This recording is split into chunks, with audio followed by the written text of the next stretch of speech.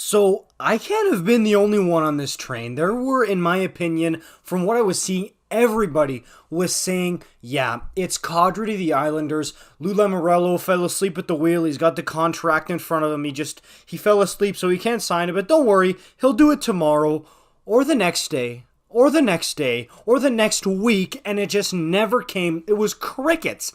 And honestly, with me, I started to get a little bit concerned.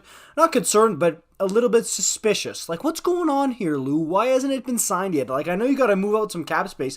I figured you would have done it by now. What's up here? And, I mean, it was everywhere. Even the Hockey News article I shared in yesterday's video, it mentioned that, hey, don't even think about Kadri. Kadri's off the market, okay? And then on Twitter this past week on the Sequeiros and Price show, here's a quote from respected insider John Shannon. I do think Kadri ends up with the New York Islanders. It wouldn't surprise me that it gets done this week. You were right about that part, John. Lou has to move some money. I got it from a very good source that it's going to happen very soon. I'm sorry, I don't mean to laugh, but hey, John, whoever that source is, take their phone away. It's not, I don't think they're a very good source anymore. And David Pagnotta of the Fourth Period also shared a similar sentiment about Nazem Kadri. So it wasn't like this was a couple of nobodies saying, ooh, yeah, Nazem Kadri with the Islanders, it's confirmed, don't even worry about it. Source, trust me, bro. No, this was respected people saying that Nazem Kadri, the contract, was imminent to the New York Islanders. Some people were saying it was done. The contract was done.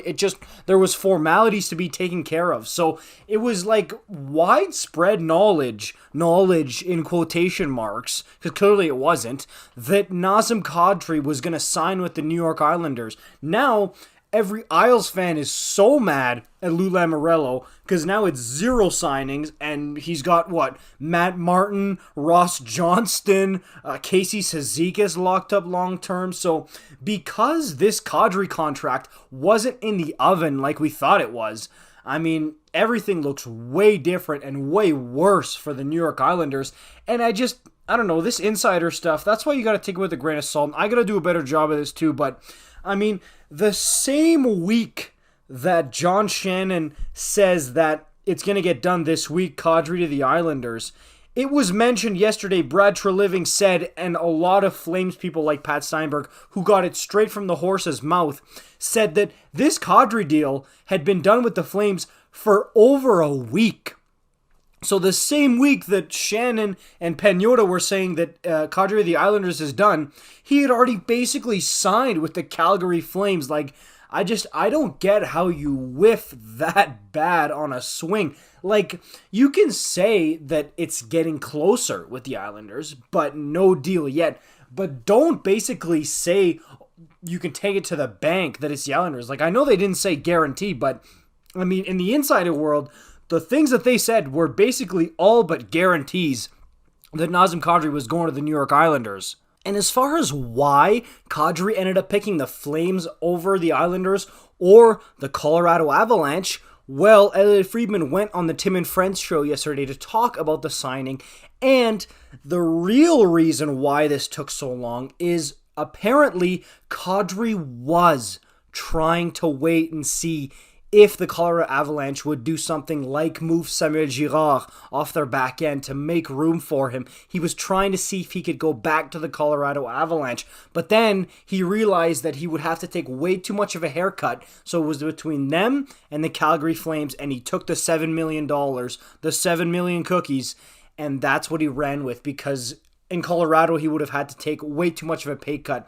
And if you're a player who maybe only gets to go to free agency one or two times, you want to try and grab the bag if you can get it. So that's what the holdup was. And part two of the holdup, yeah, he was trying to see what Colorado was doing. Not necessarily that it was done with the Islanders, but Lou wouldn't want to move the money. Maybe he would have strongly considered it if Lou actually moved the money.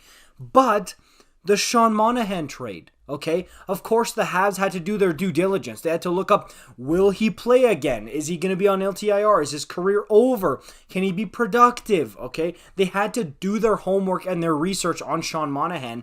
And the Flames, on their end, they had to try and move Monahan. They were selling him with like anything they could get for him. Look at what they did. They ended up giving up a first-round pick with Monahan. You know that Treliving had to work day and night, work real hard to get rid of that Sean Monahan contract. And you know it wasn't easy if he had to strap a first-round pick to it. So that's what was holding up this entire process. And again, it's disappointing that so many insiders were so confident about Kadri going to the Islanders, and we just got completely swerved with Nazem Kadri to the Flames. Only Frank Saravalli, about a week ago, he was the only one at the time that I saw who was like, hey, hold the phone on this Kadri the Islanders talk. It's not confirmed. Do not count out some other teams here. It's not a done deal. He was the only one with the cojones to come out and say that, in my opinion. So, hey, I mean, he ends up with the Calgary Flames, swerves the entire hockey world, shocks us all, and then the Sean Monahan trade to the Montreal Canadiens, who feels like he's healthy for the first time since 2019, by the way.